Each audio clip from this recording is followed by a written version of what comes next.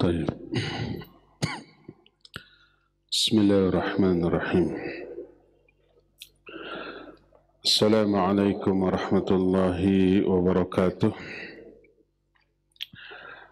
الحمد لله الذي بعث في الأميين رسولا منهم يتلو عليهم آياته ويزكيهم ويعلمهم الكتاب والحكمة وإن كانوا من قبل لفي ضلال مبين وأشهد أن لا إله إلا الله الملك الحق المبين وأشهد أن محمدا عبده ورسوله صادق الوعد الأمين والصلاة والسلام على أشرف الأنبياء والمرسلين وعلى آله وأصحابه أجمعين ومن تبعهم بإحسان إلى يوم الدين وبعد.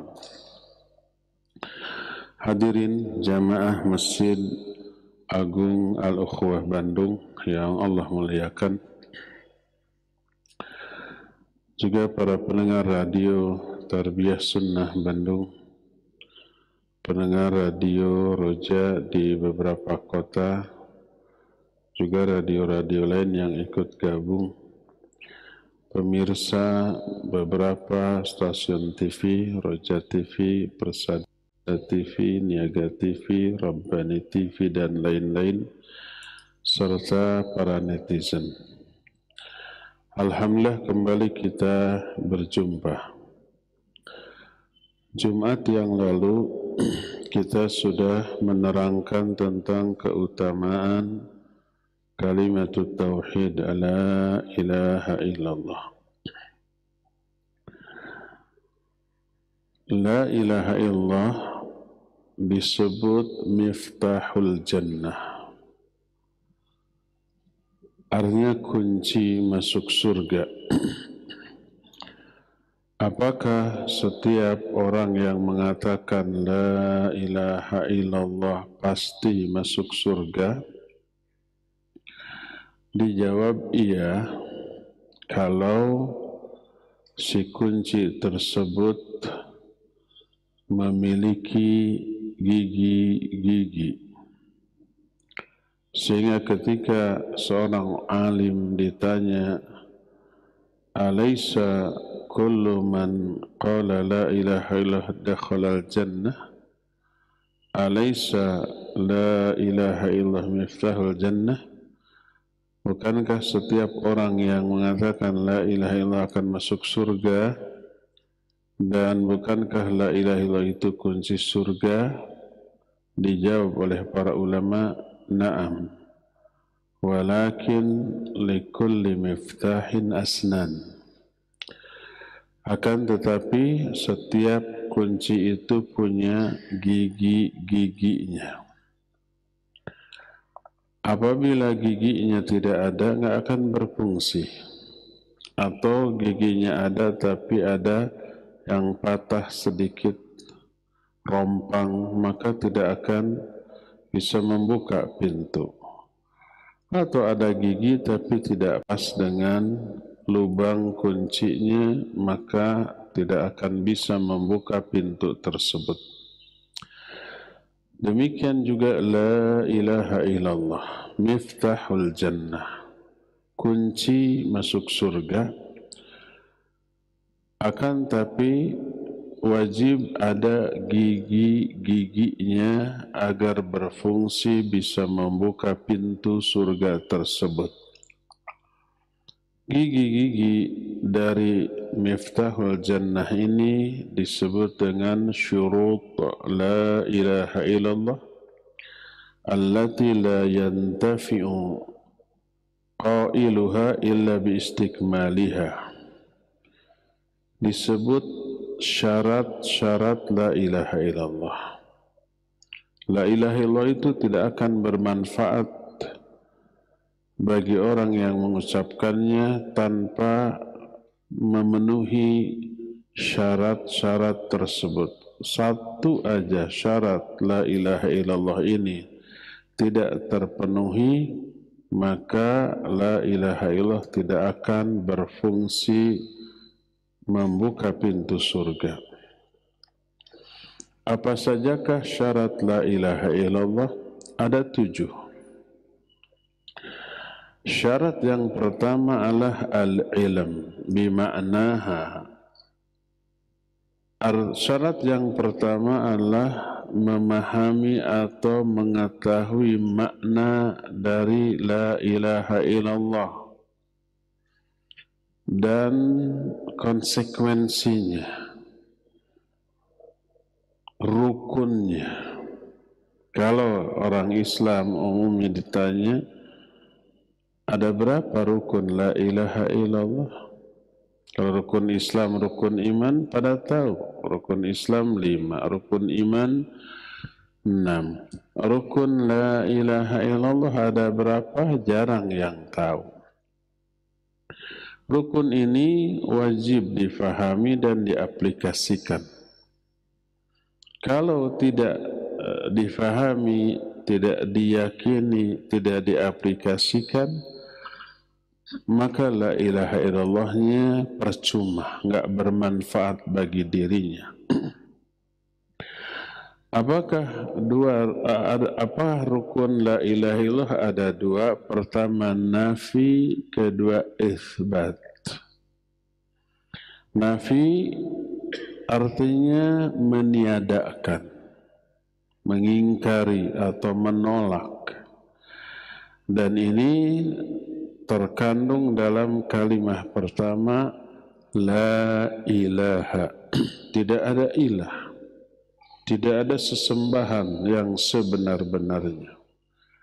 Seluruh sesembahan dinafikan, ditiadakan, ditolak, diingkari, dan ini wajib.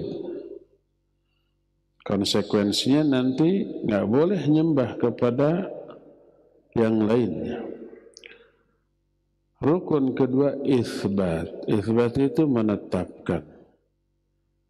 Dan ini terkandung dalam kalimat illallah. Kecuali Allah. Ditetapkan Allah sebagai satu-satunya sesembahan yang hak. Jadi ada menafikan dulu, mengosongkan hati dari seluruh sesembahan, dari seluruh keyakinan. Setelah kosong, bersih, baru ditetapkan satu-satunya sembahan yang hak, yaitu Allah Azza wa Jalla. Inilah 2 rukun la ilaha illallah, nafi dan itsbat. Apa konsekuensinya?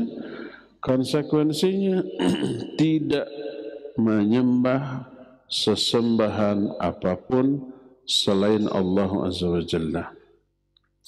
Selaras dengan firman Allah, "Faman yakfur bit-taghut wa yu'min billah, faqad istamsaka bil 'urwatil wuthqa."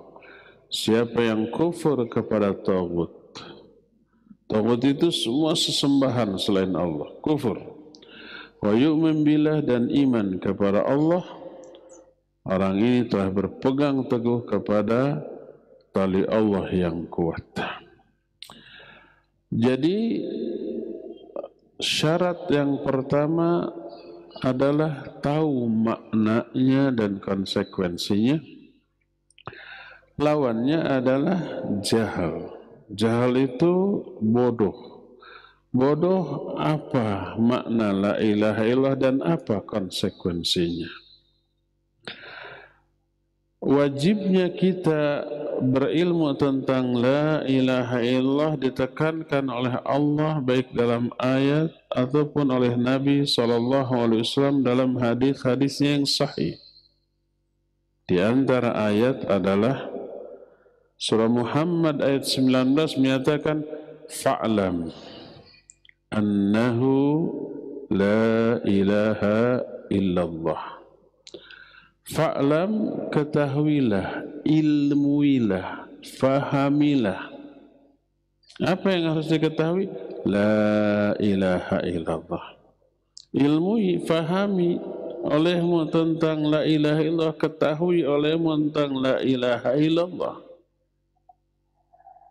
Kemudian wastaghfir li dzambik walil mu'minina wal mu'minat, dan minta ampunlah kamu atas dosa-dosamu kepada Allah.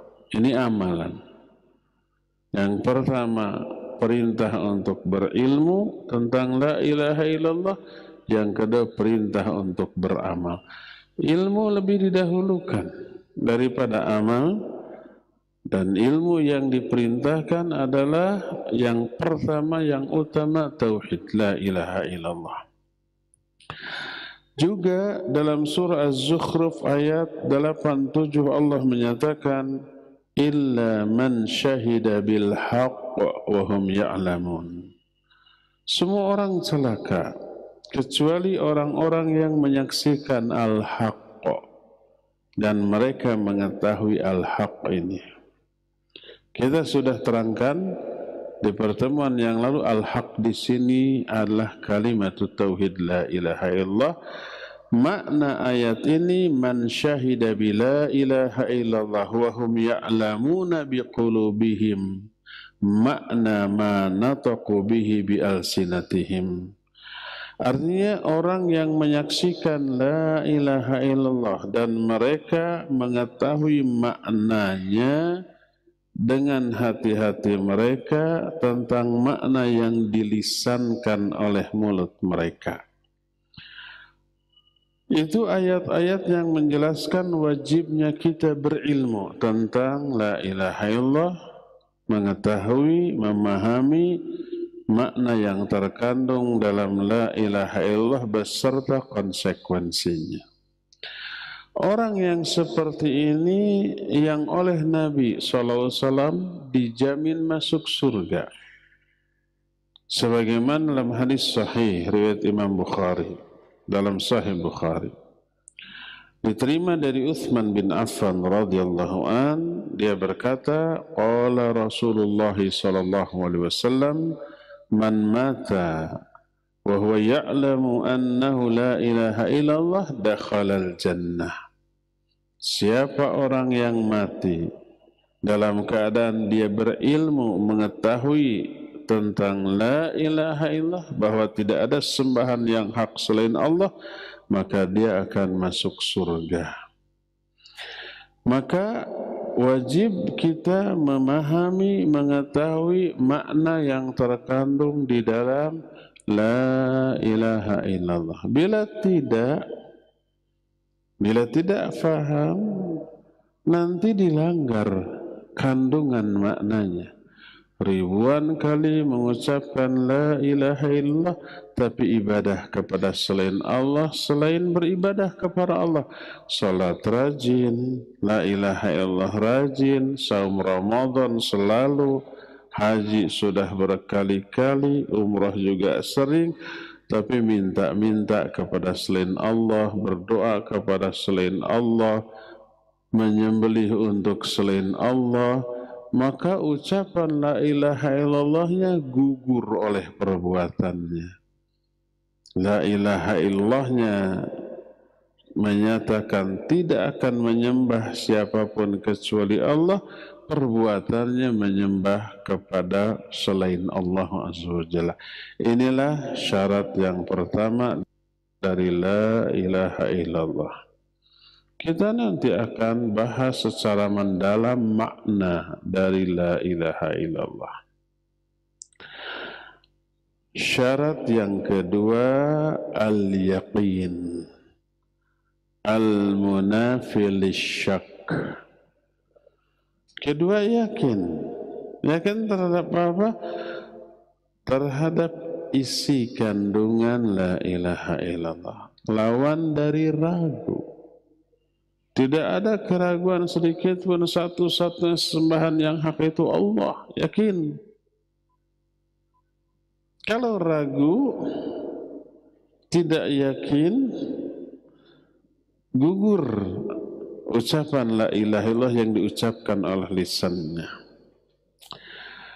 Ada beberapa ayat yang menjadi dalil tentang hal ini dan juga hadis-hadis yang sahih. Di antaranya Al-Quran surah Al-Hujurat ayat 15. Allah Azza wa Jalla menjelaskan ciri khas yang dimiliki oleh orang mukmin. Allah berfirman, innamal mu'minuna alladzina amanu billahi wa rasulihi thumma lam yartabu wajahadu bi amwalihim wa anfusihim fi sabilillah ulaika humus shadiqun. Hanyalah orang-orang mukmin itu, orang mukmin yang hakiki, yang sebenarnya, yang sejati adalah orang yang beriman kepada Allah dan Rasul-Nya, thumma lam yartabu, lalu mereka tidak ragu-ragu sedikit pun atas keimanannya. Dibuktikan dalam bentuk amal, mereka berjihad, mengorbankan hartanya dan jiwanya di jalan Allah. Merekalah orang-orang yang benar.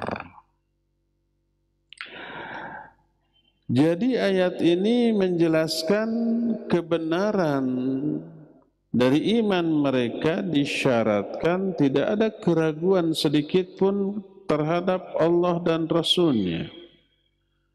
Adapun orang yang ragu, benar enggak Allah itu ada? Benar enggak Muhammad ini utusan Allah? Orang itu adalah orang-orang munafik. Sebagaimana diterangkan dalam ayat yang terdapat dalam At-Taubah 45, Allah menyatakan, innama yasta'dhinuka alladhina la yu'minuna billahi wal yawmil akhir wartabat qulubuhum fahum fi raibihim yataraddadun. Hanyalah orang-orang yang meminta izin kepadamu, hai Muhammad, minta izin untuk nggak ikut perang, adalah mereka yang tidak beriman kepada Allah dan hari akhir, dan hati mereka itu selalu ragu-ragu. Fahum fi raibihim yataraddadun, dan dalam keraguan mereka itu selalu taraddud, bolak-balik. Kadang iya ingin perang, kadang enggak, kadang sudah berangkat di jalan balik lagi. Seperti yang terjadi pada perang Uhud. Awalnya perang Uhud itu 1.000 orang berangkat, kaum muslimin. Di jalan orang-orang munafik ini sekitar 300 orang kembali, nggak mau, takut mati mereka. Lawan 3.000 orang, tersisa aja 700. Mereka taradud. Ketika perang dikumandangkan, mereka siap dengan senjata, tapi ragu, berangkat enggak. Pas berangkat, ikut di jalan, balik lagi. Itu orang-orang munafik. Jadi syarat yang kedua dari la ilaha illallah adalah yakin terhadap isi kandungan la ilaha illallah. Orang yang begini pun oleh Nabi SAW dijamin surga. Sebagaimana dalam hadis yang sahih riwayat Imam Bukhari, diterima dari Abu Hurairah radhiyallahu an, dalam sebuah hadis yang panjang, Nabi SAW menyuruh Abu Hurairah untuk mencari sendalnya, 2 sendalnya. Saat itu beliau sedang berada di dalam sebuah kebun kurma. Kebun kurma ini ya dipagar gitu. Lalu berkatalah Nabi SAW kepada Abu Hurairah, man laqita min wara'i hadzal ha'id yashhadu an la ilaha illallah mustaiqinan biha qalbuhu fabashshirhu bil jannah. Siapa saja orang yang kamu temui di balik pagar ini, kebun ini, dan dia bersaksi la ilaha illallah mustaiqinan, dan dia yakin dengan sepenuh hatinya biha terhadap ucapan la ilaha illallah itu, fabashirhu bil jannah, berikan kabar gembira kepada dia dengan surga. Dalam hadis ini Nabi alaihi salatu wasallam menjamin orang itu dengan surga dengan syarat mustaiqinan biha qalbuhu, hatinya yakin terhadap isi dari la ilaha illallah. Makanya para ulama ketika menerangkan hadis ini menyatakan fashtarata fi dukhuli qailihal jannah ay yakuna mustaiqinan biha qalbuhu ghaira syaqin fiha. Dalam hadis ini Rasul sallallahu alaihi wasallam mensyaratkan masuknya orang yang mengatakan la ilaha illallah ke dalam surga dengan syarat yakin dengan sepenuh hatinya tanpa ada keraguan sedikit pun. Inilah syarat yang kedua dari la ilaha illallah, yakin terhadap isinya. Kalau ragu-ragu ya munafik, Pak. Ketiga, syarat yang ketiga al-qabul.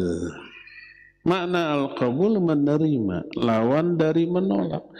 Setelah tahu maknanya, yakin isinya, diterima. Sebab ada orang faham, yakin, dia menolak hatinya. Kenapa? Kepentingan dunia. Baik harta, tahta, jabatan yang sejenisnya. Oleh karena itulah maka orang-orang musyrik tahu makna la ilaha illallah, tapi dia menolak isi kandungan maknanya karena tahu konsekuensinya. Karena orang-orang musyrik saat itu orang Arab, pintar bahasa Arab, memahami sastra Arab, sehingga makna la ilaha illallah beserta konsekuensinya tahu. Kalau orang sudah mengatakan la ilaha illallah, sesembahan lain harus ditinggalkan. Mereka tidak keberatan kalau harus menyembah Allah, tahu. Karena selama ini juga mereka menyembah Allah.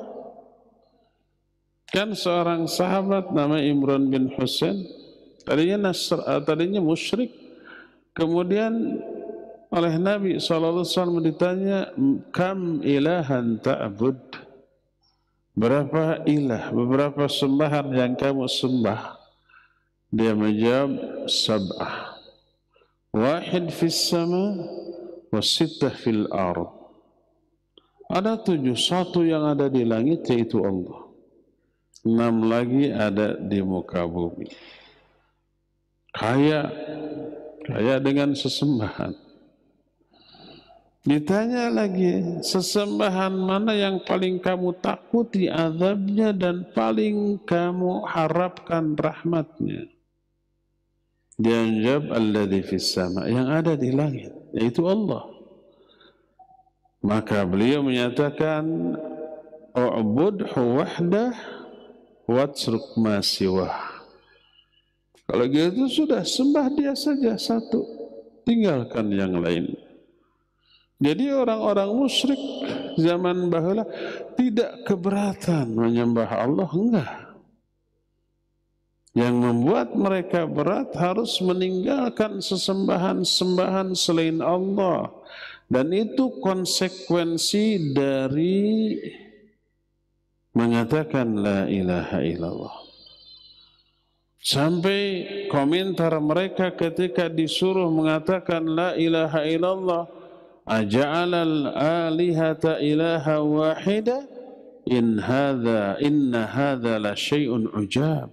Apakah Muhammad sallallahu alaihi wasallam mau menjadikan sesembahan yang banyak hanya menjadi satu sembahan saja?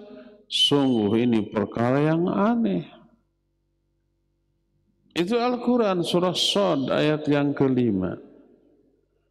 Makanya diterangkan lagi di dalam Al-Quran surah As-Saffat 35 dan 36. Kata Allah Azza wa Jalla, innahum kanu idza qila lahum la ilaha illallah yastakbirun wa yaqulu a inna la tariku alihatina li syairi majnun.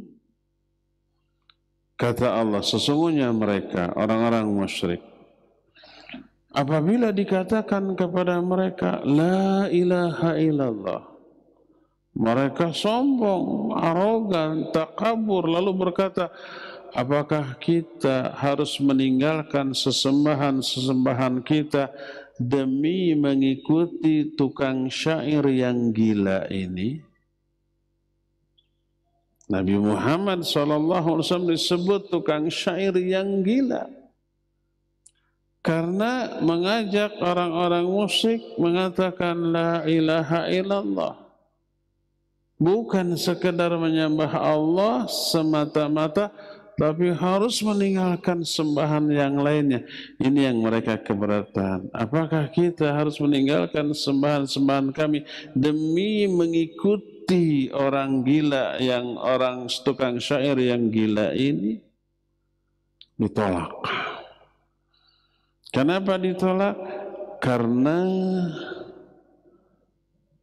berat meninggalkan tradisi yang mereka warisi secara turun-temurun dari nenek moyang mereka. Kata orang Sunda mah, pamali, takut kena kutukan, takut kena kesialan, seperti itu tuh. Kalau melanggar aturan nenek moyang takut, kalau melanggar aturan Allah tidak takut. Jadi syarat ketiga dari la ilaha illallah, setelah tahu isinya, faham isinya, konsekuensinya, juga yakin tentang kebenaran isi kandungan, diterima dengan sepenuh hati. Ini yang ketiga.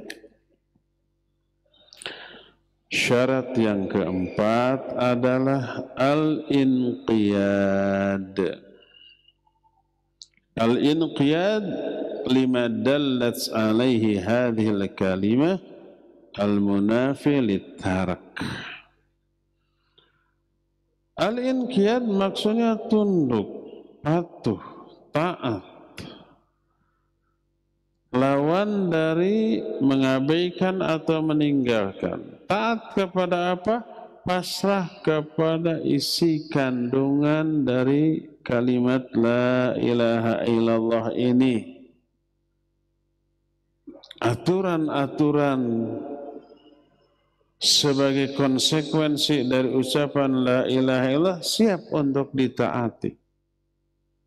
Imam Ibnu Qayyim menyebut syariat Islam ini kewajiban, apa yang Allah wajibkan, apa yang Allah haramkan, beliau istilahkan dengan sebutan huquq kalimat tauhid atau huquq tauhid, hak-hak dari tauhid.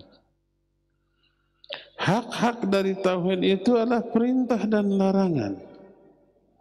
Perintahnya ditaati, dilaksanakan, dilakukan, larangannya dijauhi dengan sejauh-jauhnya. Makanya konsekuensi dari la ilaha illallah, aturan Allahnya itu ditaati itu. Perintahnya lakukan, larangannya jauhi. Itu hak la ilaha illallah. Makanya tak heran kalau Imam Ibnu Qayyim menyatakan Al-Qur'anu kulluhu at-tauhid. Quran itu seluruhnya berisi tauhid. Mungkin hakikat dari tauhid, mungkin hak-hak dari tauhid yang harus ditunaikan, mungkin balasan bagi orang yang bertauhid atau yang menyimpang dari tauhid. Seluruhnya Al-Quran berisi tauhid. Aqimus shalah wa atuz zakah, itu hak-hak tauhid, harus ditunaikan. Masa mengatakan la ilaha illallah tapi nggak mau sholat, nggak mau zakat, nggak mau saum Ramadan, nggak mau haji ketika diperintahkan. Padahal itu salah satu konsekuensi dari mengilahkan Allah. Makanya ada al-inqiyad, sikap pasrah, taslim kepada Allah Azza wa Jalla. Allah menerangkan dalam beberapa ayat, di antaranya Allah berfirman dalam surah Az-Zumar 54, wa anibu ila rabbikum wa aslimulah. Kembalilah kalian kepada Rabb kalian dan pasrahlah kalian kepadanya. Pasrah. Juga dalam surah An-Nisa 125 Allah menyatakan, wa man ahsanu dinan mimman aslama wajhahu lillah wa huwa muhsin.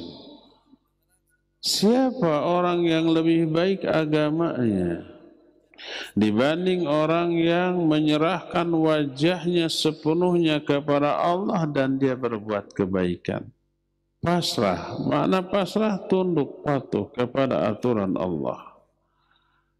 Dalam ayat yang lain surah Luqman 22 Allah menyatakan, wa may yuslim wajhahu lillahi wa huwa muhsin faqad istamsaka bil urwatil wuthqa wa ila Allahi aqibatul umur. Siapa orang yang menyerahkan wajahnya sepenuhnya kepada Allah, tunduk patuh kepada aturan Allah, wa huwa muhsin, dan dia berbuat kebaikan, maka sungguh dia telah berpegang teguh kepada tali Allah yang sangat kuat. Berkata para ulama ahli tafsir ketika menerangkan ayat ini, wa makna yuslimu wajhahu ilallah wa huwa muhsin yang qadu wa huwa muhsinun muwahhid. Makna orang itu menyerahkan wajahnya sepenuhnya kepada Allah, maknanya tunduk patuh kepada aturan Allah, dan yang dimaksud muhsin adalah muwahhid, mentauhidkan Allah Azza wa Jalla. Wa tamamul inqiyad wa ghayatuhu wa ma'nahu taqdimu mahabillah wa in khalafatil hawa wa bughdhu ma yubghiduhu Allah wa in mala ilaihil hawa. Dan makna dari kesempurnaan inqiyad, makna dari kesempurnaan ketundukan kepada Allah adalah lebih menomorsatukan apa-apa yang dicintai oleh Allah walaupun bertolak belakang dengan hawa nafsunya, dan membenci apa yang dibenci oleh Allah walaupun hati kita cenderung kepadanya. Dan rata-rata begitu atau apa yang dicintai oleh Allah, hawa nafsu kita tidak menyukainya. Subuh azan lagi dingin, lagi ngantuk gitu ya, harus bangun, berwudu, sholat berjamaah di masjid, itu yang dicintai oleh Allah. Hawa nafsu kita tidak menginginkannya. Ketika zuhur tengah hari setelah bekerja lelah istirahat, inginnya istirahat itu rileks, santai, makan, minum. Ini harus sholat. Itu yang dicintai oleh Allah. Tapi hawa nafsu kita tidak menginginkannya. Begitulah. Sebaliknya yang Allah benci rata-rata hawa nafsu menginginkannya ya. Menatap lawan jenis, laki ke perempuan, perempuan ke laki-laki, mau ganteng, mau goreng patut, mau gelis, mau gopet, melihat selirik mah. Kalau gelis cantik, 10 lirik. Itu disukai oleh hawa nafsu, tapi Allah membencinya. Begitu juga semua yang Allah benci banyak disukai oleh hawa nafsu. Kesempurnaan inqiyad kita kepada Allah sebagai salah satu di antara syarat la ilaha illallah adalah lebih menomorsatukan apa yang Allah cintai walaupun hati kita tidak menginginkannya, dan membenci apa yang dibenci oleh Allah walaupun hati kita menyukainya. Inilah yang keempat. Syarat yang kelima, as-sidqu, benar, jujur, tidak dusta, tidak pura-pura, tidak sekedar acting, pretending, bersandiwara, enggak. Jadi mengatakan la ilaha illallah itu jujur dari hatinya. Bukan sekali lagi pura-pura. Bukan sekadar acting dan bersandiwara, tapi benar lisannya cermin dari hatinya. Allah Azza wa Jalla menjelaskan dalam beberapa ayat, di antaranya Al-Quran surah Al-Ankabut ayat 1 sampai ayat 3. Allah berfirman, Alif Lam Mim.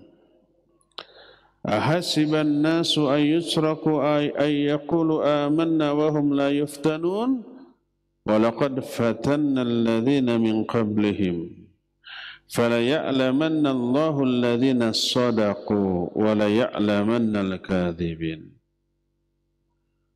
Alif Lam Mim. Apakah manusia mengira mereka akan dibiarkan berkata kami telah beriman padahal belum diuji?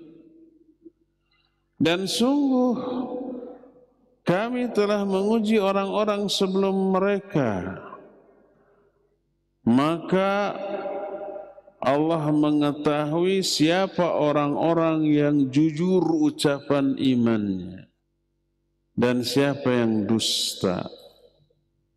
Maksud Allah mengetahui, sebenarnya Allah tanpa memberi ujian juga tahu ini asli atau palsu imannya, tapi membuktikan dalam pandangan diri mereka sendiri apakah imannya ini benar apa tidak. Diberi ujian. Kebenaran iman yang hakiki, lihat para sahabat ketika di Mekah. Masuk Islam disiksa, masuk Islam dianiaya, masuk Islam diintimidasi. Itu ujiannya, fisik dan juga psikis tentu saja. Bilal bin Rabah radhiyallahu an ketika diketahui oleh majikannya dia masuk Islam, dijemur di tengah hari yang panasnya tidak pernah terasakan oleh orang Indonesia di Indonesia. Musim panas di sana bisa di atas 40 derajat Celcius, bisa hampir mencapai 50. Pasirnya panasnya nggak ketulungan, bisa melepuh kulit kita tanpa sendal tuh. Dibaringkan, ditindih batu, diduduki, suruh murtad. Yang keluar dari mulutnya ahad, ahad, ahad. Nggak murtad, teruji tuh. Ini yang benar. Khabbab radhiyallahu anhu seorang pandai besi. Ketika dia sedang berada di tempat kerjanya, datang orang-orang musyrikin Quraisy, menyuruh dia murtad, menghina Nabi SAW, kalau tidak disiksa. Diambil besi panas yang ada di pembakaran, siap disimpan di atas kepalanya. Kalau nggak mau murtad disimpan, nggak mau murtad sampai terus si besi disimpan di atas kepalanya dalam keadaan merah menyala karena panas. Kebayang nggak? Murtadkah? Nggak murtad. Ujiannya membuktikan kebenaran, bukan abal-abal, bukan KW, bukan pura-pura sandiwara, tapi serius. Sebaliknya ketika Allah berbicara tentang orang-orang munafik, Allah berfirman di antara dalam surah Al-Baqarah ayat 8 sampai 10, "Wa minan nasi man yaqulu amanna billahi wa bil yaumil akhir wa ma hum bimu'minin. Yukhadi'una Allah walladzina amanu wa ma yakhda'una illa anfusahum wa ma yash'urun. Fi qulubihim marad fazadahumullahu marada walahum adzabun alimun bima kanu yakdzibun." Di antara manusia ada yang berkata, kami telah beriman kepada Allah dan hari akhir, padahal mereka tidak beriman. Jadi omongannya dusta, tidak jujur, tidak benar, pura-pura pengakuannya itu. Kenapa mereka begitu? Mereka hendak menipu Allah dan orang-orang yang beriman. Padahal mereka tidak menipu siapapun, kecuali menipu diri mereka sendiri tanpa mereka sadari. Di dalam hati mereka ada penyakit. Penyakit syubhat dan syahwat. Allah akan memperhebat, menambah penyakit mereka, dan bagi mereka azab yang pedih karena kedustaan mereka. Omongan imannya itu dusta, bohong, KW, abal-abal, pura-pura, tidak jujur, tidak dengan sebenarnya. Dalam hadis yang sahih riwayat Imam Bukhari dan Imam Muslim, diterima dari Mu'adz bin Jabal radhiyallahu an, bersabda Nabi sallallahu alaihi wa alihi wasallam, "Ma min ahadin yashhadu an la ilaha illallah wa anna Muhammadan abduhu wa rasuluhu sidqan min qalbihi illa harramahu Allahu 'alan nar."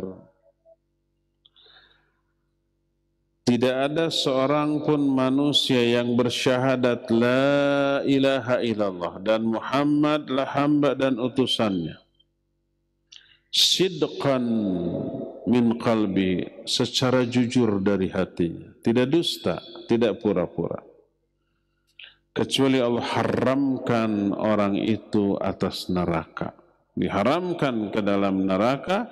Kalau orang itu mengatakan dua kalimat syahadat itu secara benar, secara jujur, tidak dusta, tidak pura-pura. Dan inilah syarat yang kelima. Syarat yang keenam, ikhlas. Ini syarat seluruh ibadah, termasuk ibadah teragung yaitu tauhid. Tidak disertai dengan riya, sum'ah, ujub, takabur. Tidak diniatkan untuk niat yang buruk, niat meraih dunia, harta, tahta, wanita, dan yang lain-lainnya. Tapi betul-betul ikhlas lillahi ta'ala, hanya karena ingin meraih apa yang ada di sisi Allah dengan mengucapkan kalimatul tauhid ini. Meraih apa yang ada di sisi Allah itu ya ridhonya, rahmatnya, ampunannya, pahalanya, kasih sayangnya, surganya, perlindungan dari api neraka. Itu yang ada di sisi Allah. Kita berbuat apapun untuk meraih apa yang ada di sisi Allah.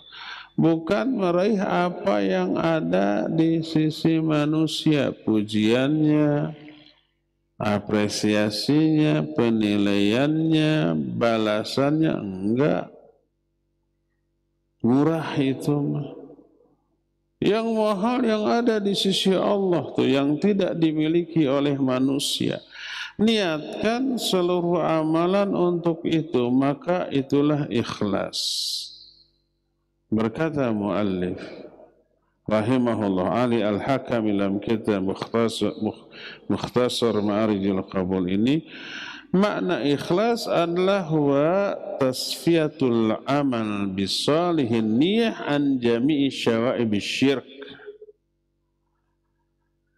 Makna ikhlas adalah membersihkan amal dengan memperbaiki niat dari seluruh noda-noda syirik, syirik besar ataupun syirik kecil. Syirik kecil contohnya riya, sum'ah, ujub, takabur, merasa bangga dengan amal, itu syirik kecil. Kalau syirik besar ya meniatkan amalan untuk selain Allah, untuk berhala, untuk ruh orang yang sudah mati, kayak gitu tuh. Tapi untuk memperoleh pujian manusia, apresiasi penilaian manusia, likes dan komen manusia, syirik kecil. Dua-duanya syirik. Ikhlas membersihkan amalan dengan meluruskan niat dari seluruh noda syirik tadi, baik besar ataupun kecil. Siapa orang yang mengucapkan la ilaha illallah tapi tidak ikhlas, dia mengucapkan itu sekedar ingin memperoleh pujian manusia atau ingin dunia. Ada orang mengatakan la ilaha illallah, niatnya untuk kepentingan dunia 10.000 kali. Untuk apa? Agar dagangan laris. Untuk apa 1.000 kali la ilaha illallah? Agar anaknya yang masih jomblo cepat laku. Untuk apa semalam 10.000 kali la ilaha illallah?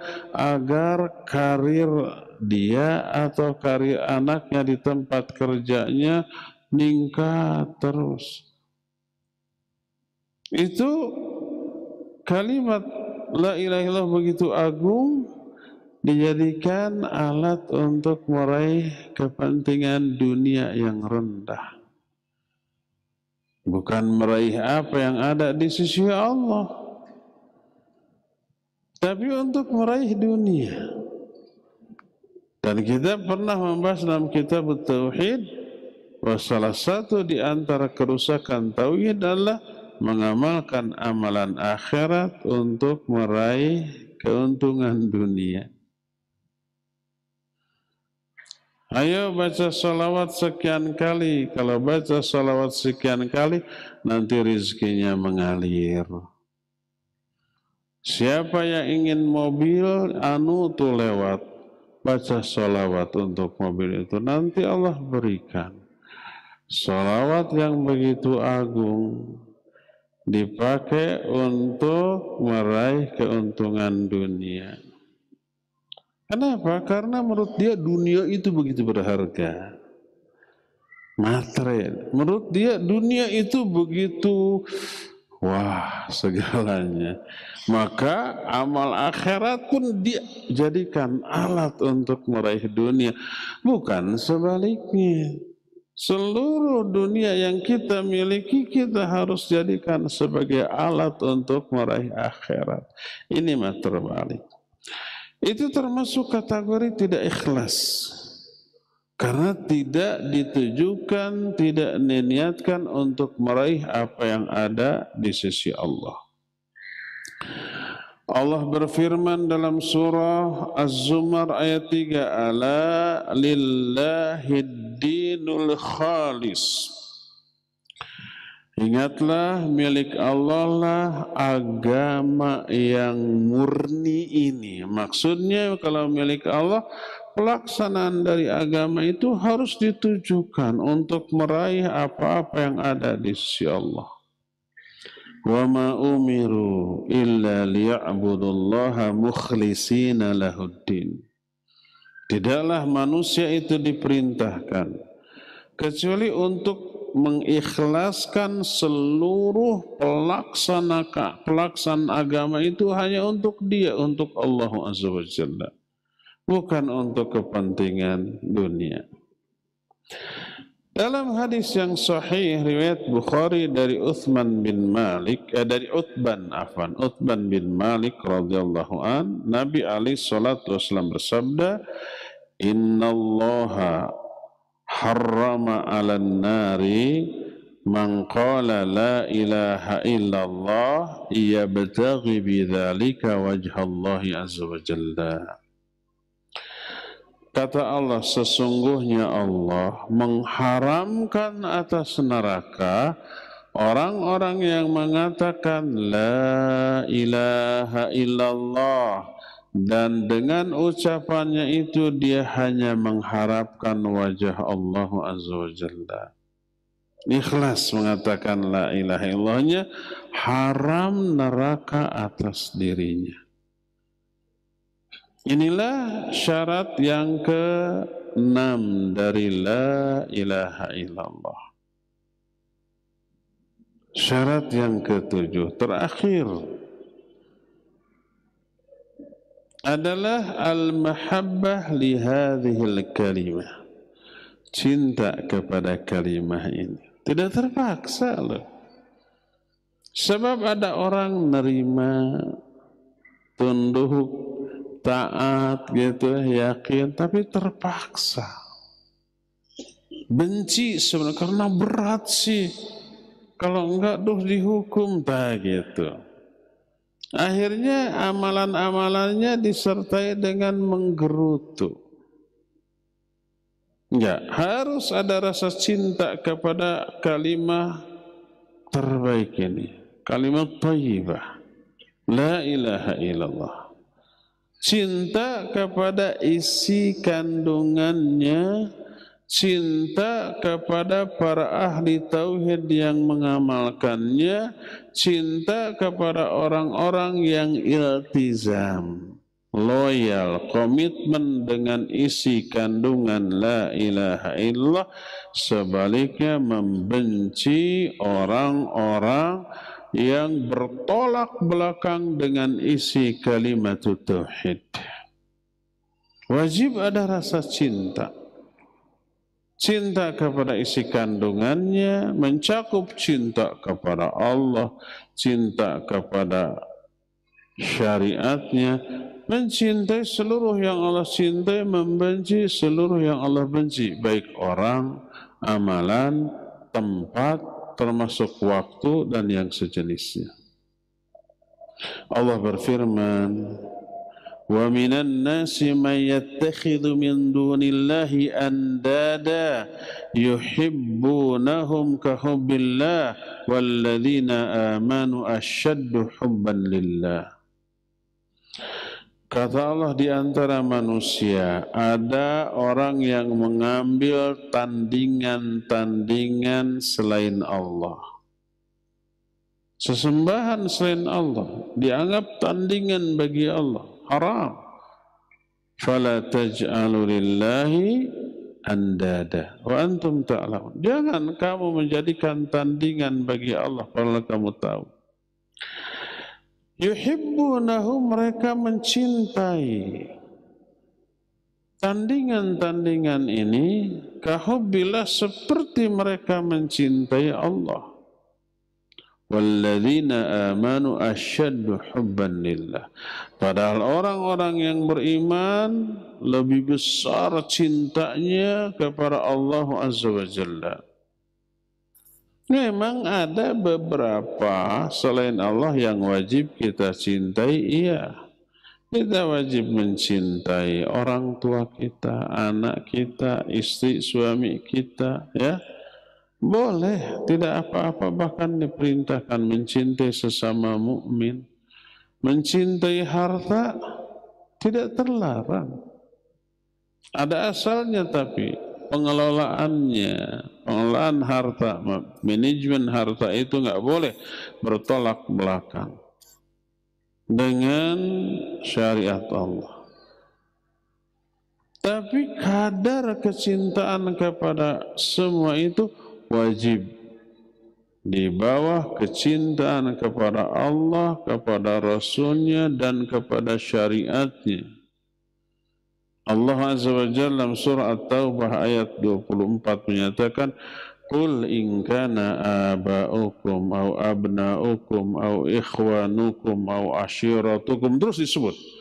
Katakan oleh Muhammad, apabila bapak-bapak kamu, anak-anak kamu, saudara kamu, keluarga kamu, au amwalun iqtaraftumuha wa tijaratun takhshawna kasadaha, atau harta-harta yang kamu kumpulkan, atau perniagaan yang kamu usahakan, sampai wa masakinu tardawnaha, atau tempat-tempat tinggal yang kamu sukai, ahabba ilaikum minallahi wa rasulihi wa jihadin fi sabilihi fatarabbasu hatta ya'ti Allahu bi amrih. Kalau semua itu lebih kamu cintai dibanding mencintai Allah, mencintai Rasulnya, dan jihad di jalannya, tunggu sampai Allah mendatangkan azabnya kepada kalian. Akan diazab tuh. Kalau kecintaan kita kepada orang itu memang wajib kita cintai. Orang tua, anak-anak kita wajib dicintai. Sama mukmin wajib dicintai. Tapi kalau kadar kecintaannya di atas kecintaan kepada Allah, kepada Rasulnya, kepada jihad fi sabilillah, Allah akan turunkan azabnya kepada kita. Jadi wajib ada rasa cinta. Apa fungsi rasa cinta? Efek positif dari rasa cinta ini, efek positifnya salah satunya adalah kita semangat dan melakukan apapun dari perintah yang kita cintai dengan senang. Kita sebagai kepala negara, kepala rumah tangga, punya orang-orang yang kita cintai di keluarga kita. Istri kita, anak-anak kita, mungkin ada orang tua kita atau saudara kita yang tinggal di rumah kita. Ketika mau pulang, saya mau pulang, siapa yang ada pesan? Istrinya pesan martabak, anak yang pertama pesan roti bakar Bandung. Di Bandung ini roti bakar aja. Yang satu pesan sate, yang satu pesan macam-macam. Riweuh tidak? Riweuh. Belum lagi beli martabak, beli roti bakar, kadang-kadang ngantri ya. Beli martabak itu tidak langsung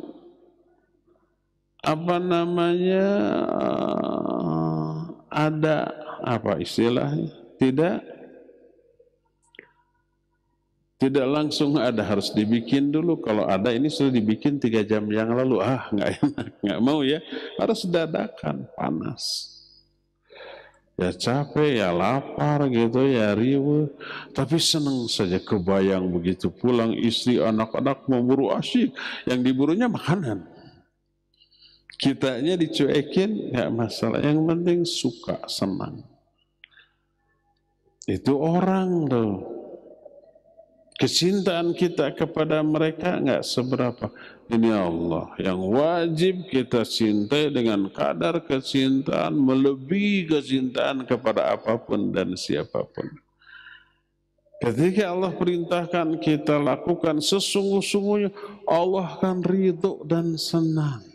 Kita pun ridho dan senang.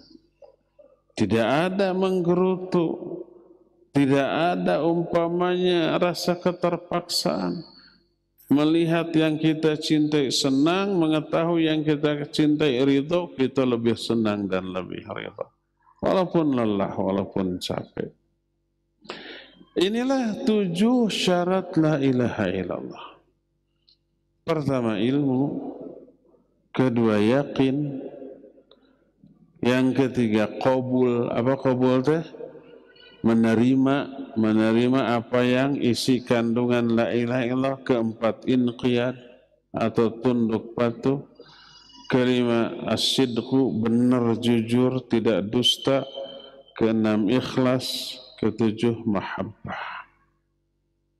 Satu saja di antara syarat ini tidak terpenuhi dalam ucapan la ilaha illallah kita, ibarat kunci satu giginya rompal, patah. Bisa berfungsi? Tidak. Tidak bisa berfungsi membuka pintu yang ingin kita buka. Maka wajib sertakan ketujuh syarat ini dalam ucapan la ilaha illallah yang menjadi fondasi bagi agama kita. Ya, inilah penjelasan kita di sore hari ini tentang 7 syarat la ilaha illallah. Insyaallah untuk Jumat yang akan datang, karena poin terakhir dari syarat ini adalah mahabbatullah, mahabbah, maka kita akan bahas tentang tanda-tanda seorang hamba mencintai Allah Azza wa Jalla. Tidak hanya pengakuan secara lisan, tapi harus dibuktikan. Apa saja bukti dari kecintaan kepada Allah nanti akan kita bahas di hari Jumat yang akan datang.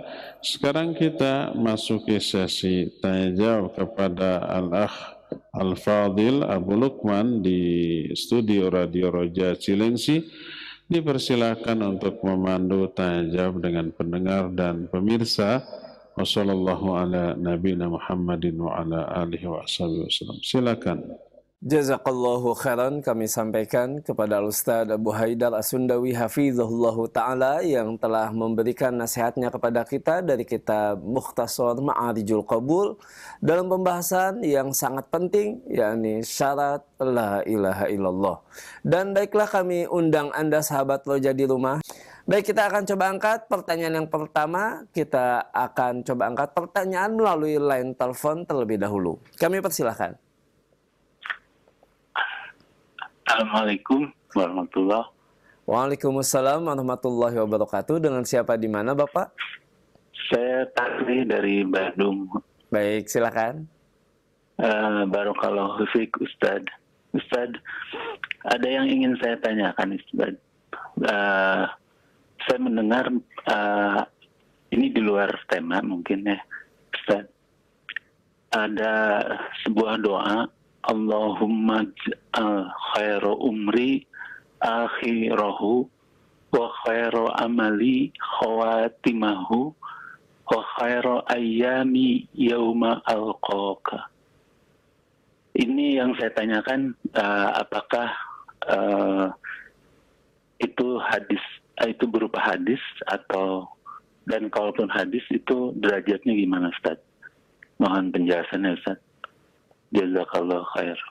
Assalamualaikum warahmatullahi wabarakatuh. Waalaikumsalam warahmatullahi wabarakatuh. Tafadhol, Ustaz. Waalaikumsalam warahmatullahi wabarakatuh. Tafadhol, Ustaz.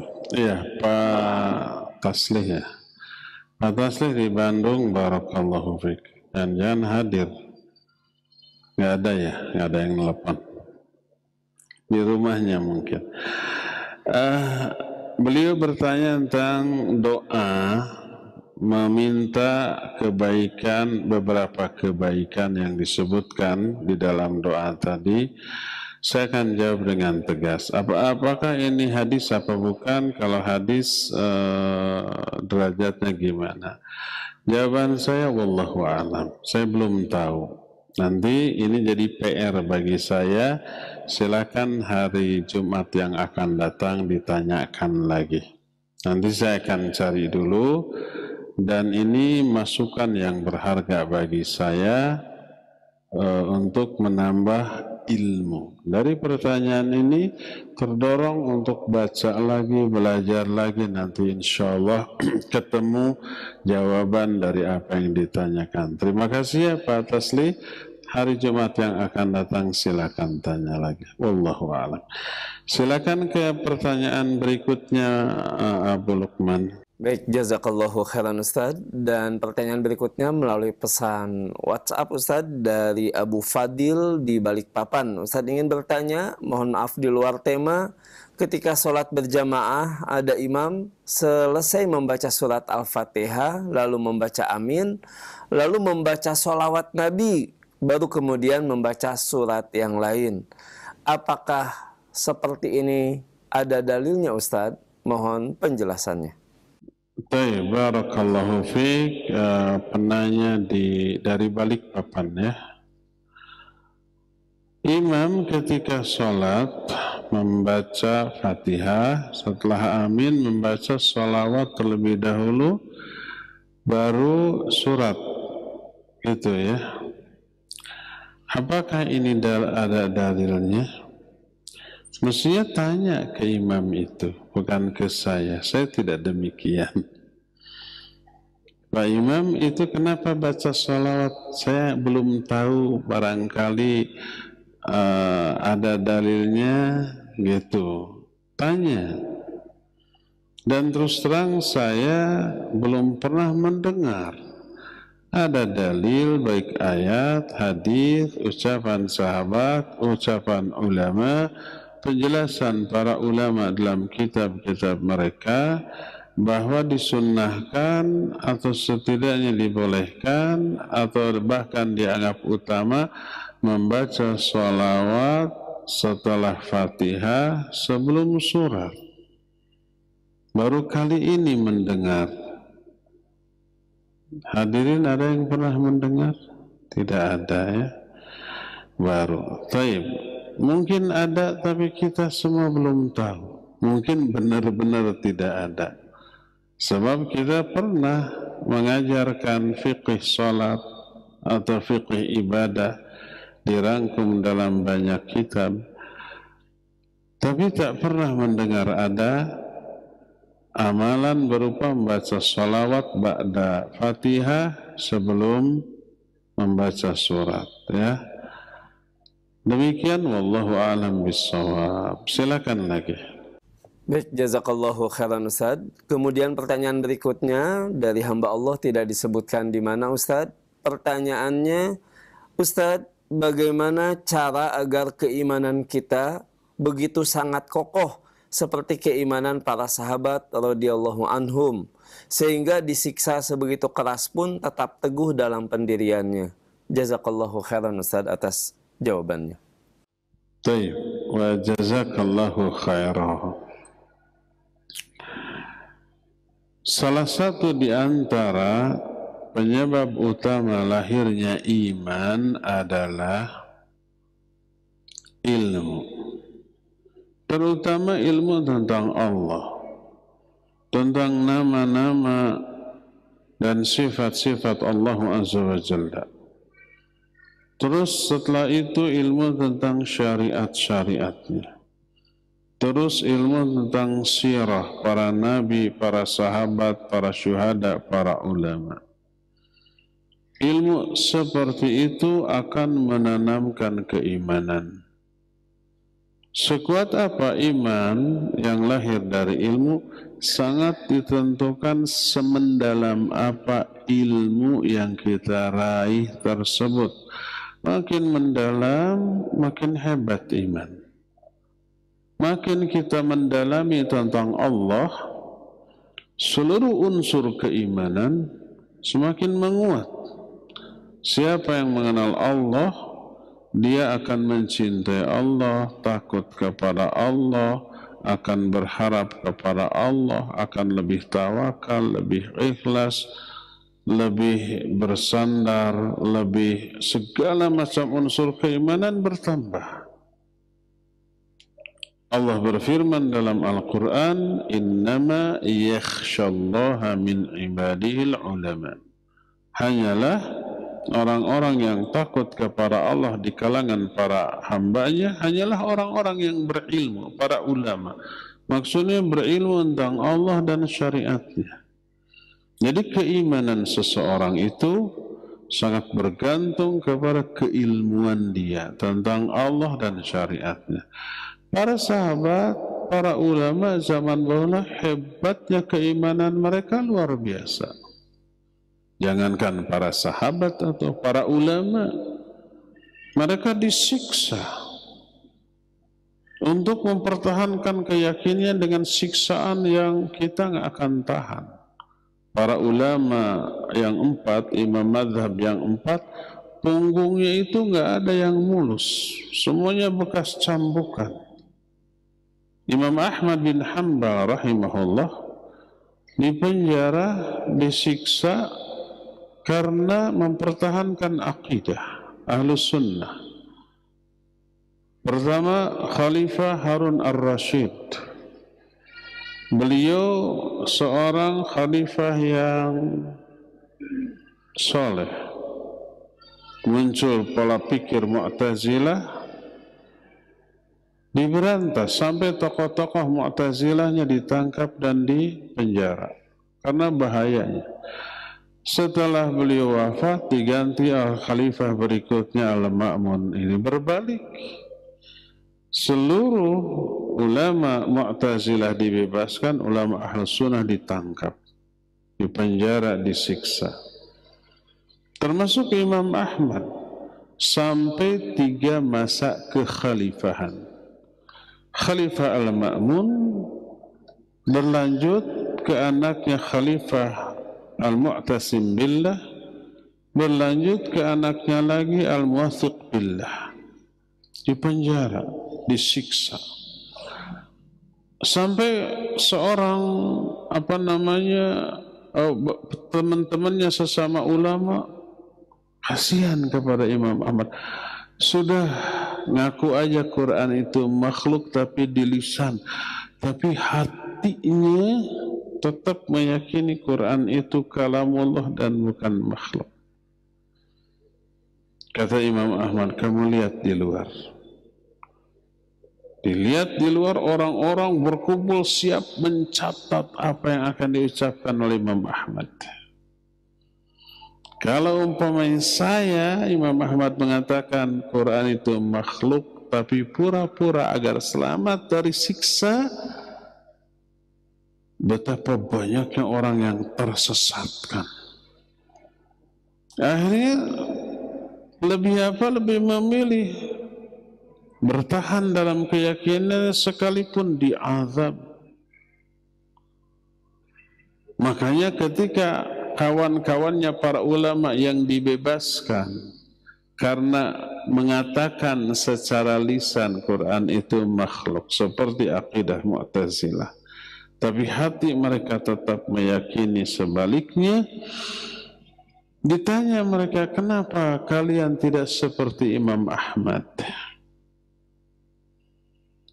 Tegar gitu mengalami siksaan. Apa jawab mereka? Apa kalian akan menyamakan kami dengan orang yang imannya seperti keimanan para nabi? Sampai begitu pujian mereka kepada Imam Ahmad. Kenapa mereka sehebat itu? Karena keilmuan. Imannya lahir dari ilmu. Jadi pokok pangkal segala kebaikanlah ilmu, termasuk tertanamnya iman juga karena ilmu. Oleh karena itulah kalau kita mau memiliki iman setangguh mereka, miliki ilmu seperti mereka. Orang yang memiliki pemahaman seperti para sahabat dijamin masuk surga oleh Allah. Walaupun kita bukan kelompok para sahabat, jauh. Allah menjamin was-sabiquna al-awwalun minal muhajirin wal ansar walladzina tabauhum bi ihsan radhiyallahu anhum wa radu'an wa 'adda lahum jannatin tajri tahtaha al-anhar. Atau ayat 100. Orang yang mula-mula masuk Islam dari kalangan muhajirin dan ansar, maksudnya para sahabat.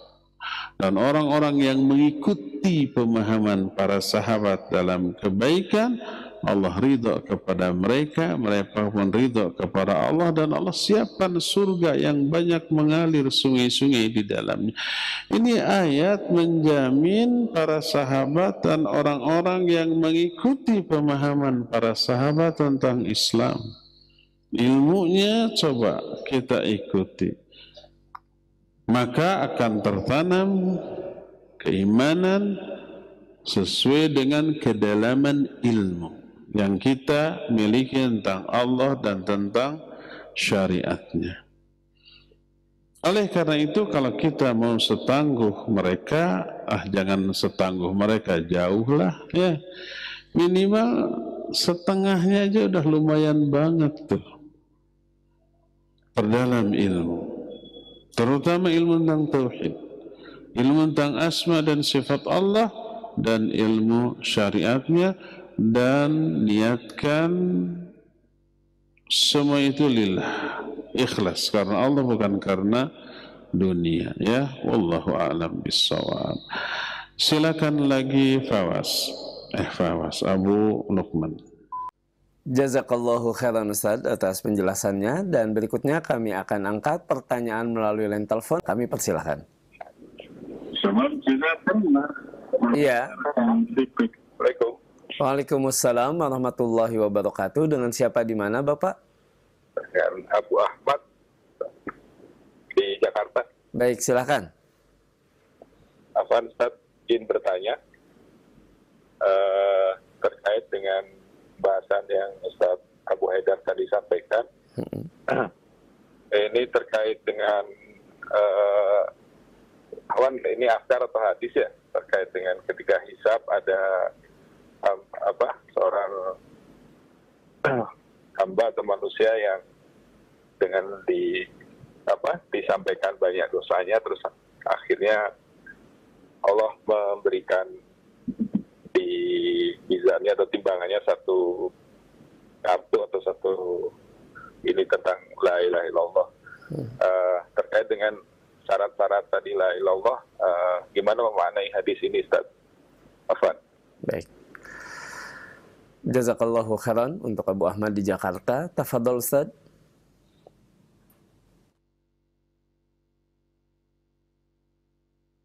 Jelas bisa diulang Abu Luqman pertanyaannya. Baik, pertanyaan dari Abu Ahmad di Jakarta, Ustadz ingin bertanya terkait dengan asar atau hadis. Penanya ragu Ustadz terkait dengan bitokoh atau kartu Ustadz yang ditimbang pada Yaumul Mizan. Pertanyaannya terkait dengan materi yang telah Ustadz sampaikan, bagaimana memaknai hadis ini atau asar ini Ustadz terkait dengan syarat-syarat la ilaha illallah. Mohon penjelasannya Ustadz. Baik, barakallahu fiik. Tadi sudah dijelaskan 7 syarat la ilaha illallah. Artinya kalau syarat ini tidak terpenuhi, maka orang tersebut gugur la ilaha illallahnya. Tapi hadis yang kemarin kita bahas tentang hadis bitaqah.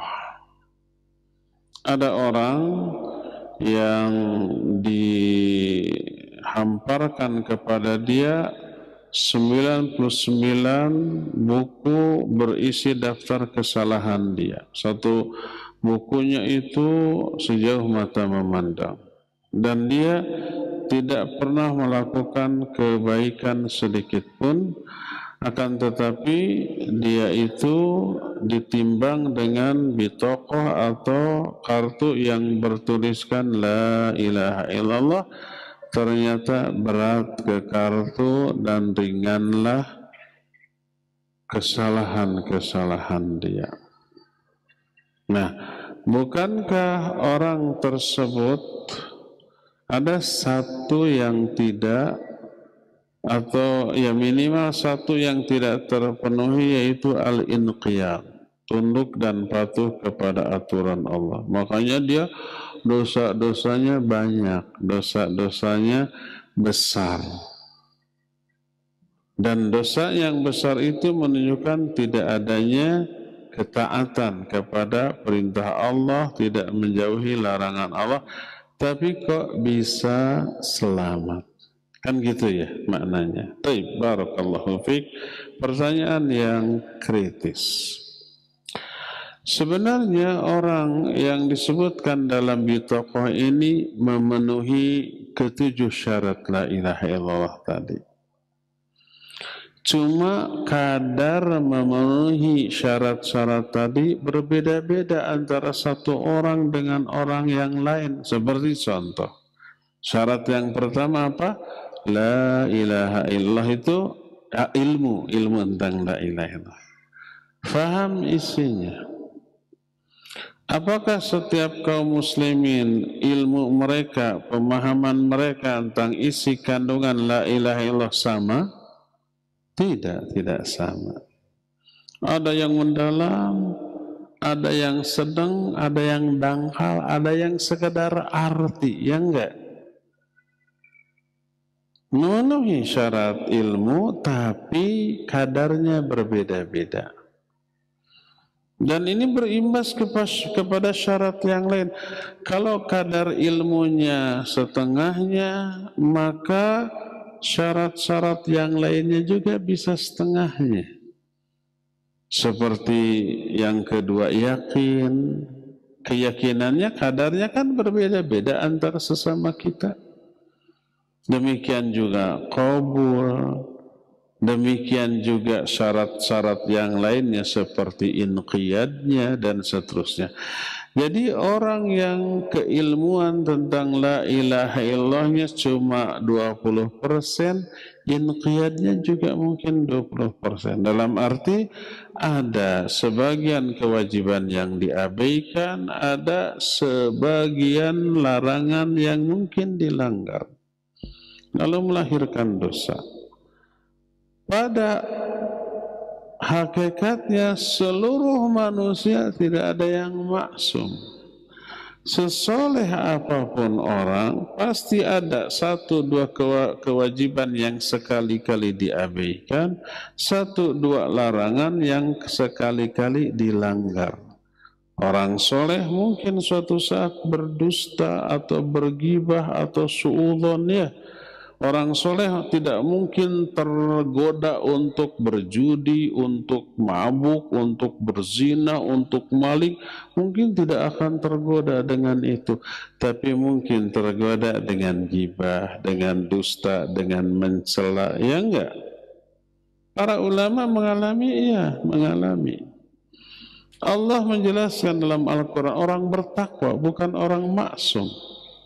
Orang bertakwa kadang terjerumus dalam dosa besar. Allah menyatakan, "Walladzina idza fa'alu fahishatan aw dhalamu anfusahum dzakarullaha fastaghfaru lidzunubihim." Ini ciri-ciri orang bertakwa. Orang bertakwa adalah orang yang apabila mereka berbuat keji, fahisha, ini dosa besar, atau zalim ke diri sendiri, mereka cepat ingat kepada Allah lalu minta ampun atas dosa-dosanya. Ini orang bertakwa. Suka terjerumus ya, tapi cepat taubat mereka. Jadi pada hakikatnya mayoritas kaum muslimin memenuhi ketujuh syarat ini, cuma kadarnya yang berbeda-beda. Semakin banyak kadar dari ketujuh syarat ini, semakin mantap, semakin taat dia, semakin soleh dia. Semakin minim, maka akan semakin minim juga kadar kesolehannya. Yang kadang-kadang ada larangan yang dilanggar, ada perintah yang diabaikan. Tapi apa yang diterangkan dalam hadis Bithaqah menunjukkan keagungan dan keutamaan la ilaha illallah. La ilaha illallah yang ini, yang diungkapkan oleh orang dengan kesungguh-sungguhan mampu menghapus. Ini penjelasan yang pertama. Penjelasan yang keduanya adalah sebelum dia mengatakan la ilaha illallah, dia banyak dosa. Suatu saat dia mengatakan la ilaha illallah dengan sepenuh jiwa, memenuhi ketujuh syarat ini.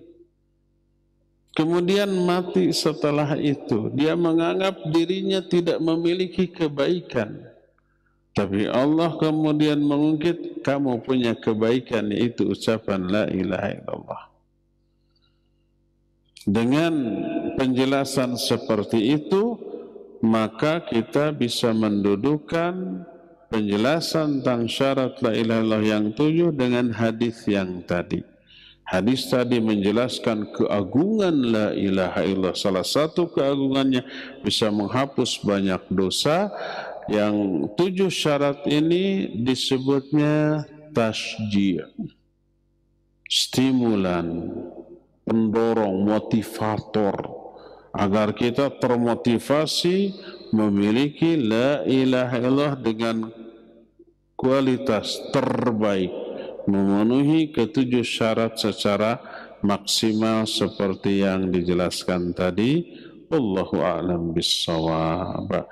Ya, sebentar Abu Lukman, pertanyaan yang tadi dari Pak Taslih tentang doa yang ditanyakan, Allahumma khtim lana bil Islam, wakhtim lana bil iman, wakhtim lana bil khairi, wakhtim lana bis sa'adah, wakhtim lana bi husnil khatimah. Artinya, ya Allah, tutuplah kami dengan Islam, tutuplah bagi kami dengan iman, tutuplah bagi kami dengan kebaikan, tutuplah bagi kami dengan kebaikan, dan tutuplah bagi kami dengan husnul khatimah. Ternyata ini bukan dari Nabi alaihi salatu wassalam. Ini doa yang diajarkan oleh seorang yang bernama Al-Imam Abdullah bin Alwi Al-Haddad, yang mengajarkan doa ini. Bukan dari Nabi, bukan dari para sahabat, bukan dari generasi as-salafus soleh. Walaupun isinya ini benar, isinya bagus, boleh dibaca dalam doa mutlak, boleh saja dibaca. Jadi bukan dari hadis Nabi sallallahu alaihi wasallam. Baik. Terakhir silakan Abu Lukman.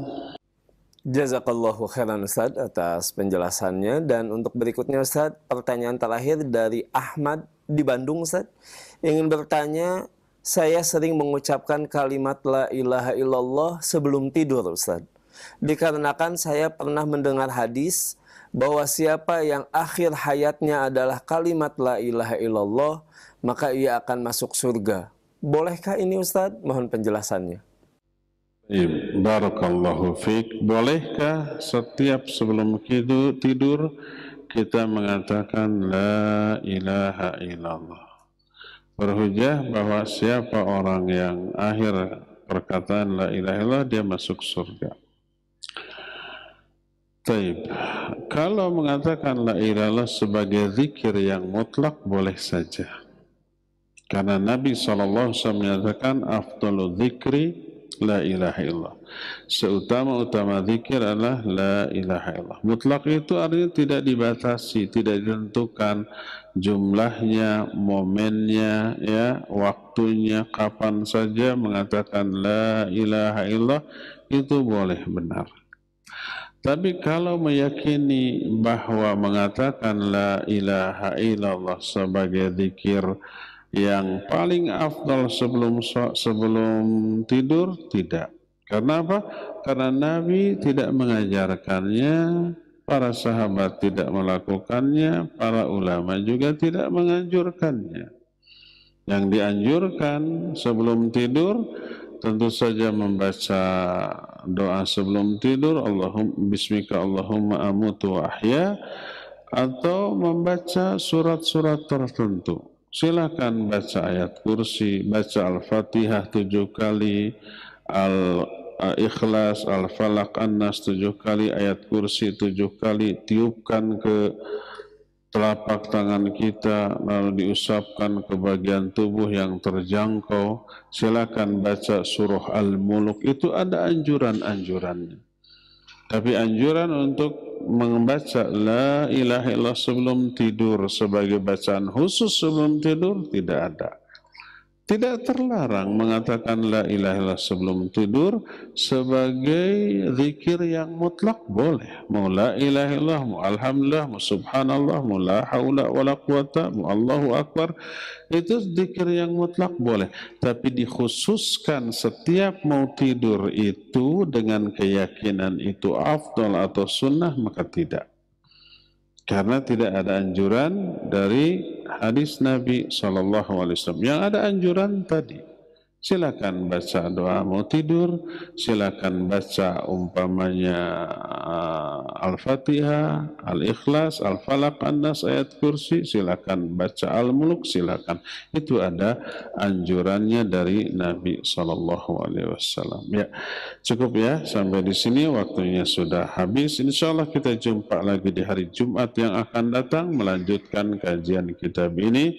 Wassallallahu ala nabiyina Muhammadin wa ala alihi wa ashabihi wassalam. Assalamualaikum warahmatullahi wabarakatuh.